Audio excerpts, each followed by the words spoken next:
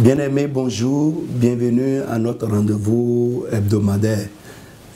Ce rendez-vous est un rendez-vous qui vous permettra de bien passer votre semaine, de passer une semaine bénie, une semaine réussie. Aujourd'hui, nous allons aborder un thème très important que j'ai intitulé « Le Dieu de l'étonnement », le Dieu qui étonne. Et je vous annonce d'avance que cette semaine, Dieu va vous étonner. Il va vous surprendre et les gens autour de vous seront étonnés de ce que Dieu va faire dans votre vie et avec votre vie. Pour commencer, nous allons prendre Genèse chapitre 43, le verset 33. Genèse 43, 33 qui dit ceci: les frères de Joseph étaient assis en sa présence, le premier-né selon son droit d'aînesse et le plus jeune selon son âge. Et ils se regardaient les uns les autres avec étonnement. Bien-aimés, d'abord je vais expliquer ce que nous attendons par l'étonnement. L'étonnement se dit de quelque chose qui suscite des questions, de quelque chose qui est une surprise.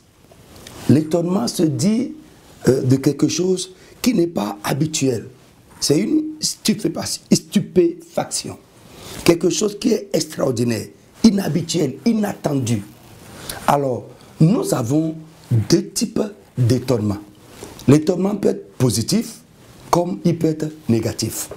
Disons que l'étonnement est positif lorsque l'événement qui produit l'étonnement est négatif. Ça, je prie pour toi, au nom de Jésus-Christ, que Dieu éloigne cela de toi. Et si déjà ta vie étonne les gens négativement, l'événement qui va changer l'étonnement positif en un étonnement positif va se produire avec toi cette semaine. Crois-moi, je ne suis pas là pour t'exhorter, je suis un messager de Dieu et ce que je te dis, Dieu va l'accomplir dans ta vie. Nous disons également que l'étonnement est positif lorsque l'événement qui suscite l'étonnement est positif. Et c'est ça ce qui va se passer avec toi cette semaine et les semaines à venir. Bien-aimés, nous disons qu'il y a étonnement lorsque devant nous, l'inimaginable aux yeux des hommes, ce que les hommes n'ont plus pensé que ça peut arriver, se produit devant nous. Bien-aimé, écoute-moi, le Dieu que je t'annonce, que je t'invite à servir, est un Dieu qui étonne. Et à partir de cette semaine, si tu prends rendez-vous avec nous, dans ta vie, ce que les hommes n'ont plus jamais imaginé que ça peut se passer avec toi, va commencer à se passer avec toi. Le niveau où les hommes n'ont plus jamais pensé que tu peux atteindre dans ta vie, ils vont te voir atteindre ce niveau. Les frères de Joseph étaient assis devant lui, face à face. Pour eux, c'est qu'ils ont déjà terminé avec Joseph parce que Dieu leur a donné la grâce d'être le premier dans sa famille. Et je crois que quelqu'un qui est appelé à avoir la prééminence dans sa famille m'écoute également aujourd'hui. Et les ennemis du rêve de ta vie, au nom de Jésus-Christ, ils seront étonnés.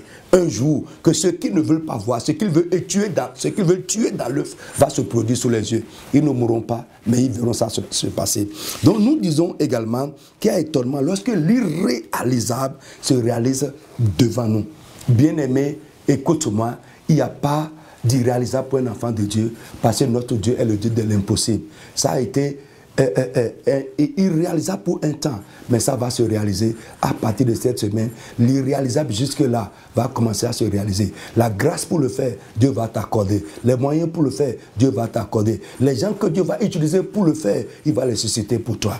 Nous disons que il y a étonnement lorsque l'impossible humainement commence à se réaliser. Frère, il n'y a pas d'impossible. La Bible, tout est possible à celui qui croit. L'impossible jusque-là, je te dis, cette semaine, ça va commencer à se passer. Nous disons également qu'il y a étonnement lorsque l'inchangeable commence à être changé. Il n'y a pas d'inchangeable pour toi. C'est inchangé, mais ce n'est pas inchangeable. L'inchangeable va être changé par la puissance surnaturelle du Dieu que je t'annonce. Nous disons également qu'il y a étonnement lorsque un incapable commence à faire quelque chose dont les gens l'ont jugé incapable jusque-là. Frère, je veux vous dire, avant de continuer, que la vie d'un enfant de Dieu, la vie d'un chrétien, doit être une vie qui étonne.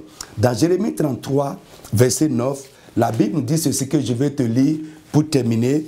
La Bible dit ceci. Cette ville sera pour moi un sujet de joie, de louange et de gloire parmi toutes les nations de la terre. Et je dis, au lieu, à la place de ville, mets ta vie. Ta vie sera pour Dieu un sujet de gloire, un sujet de louange. Qui apprendront tout le bien que je leur ferai, elles seront étonnées et émues de tout le bonheur et de toute la prospérité que je leur accorderai.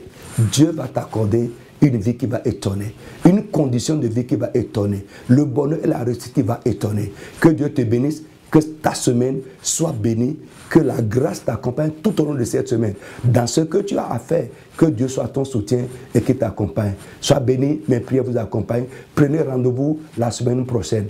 Que Dieu vous bénisse.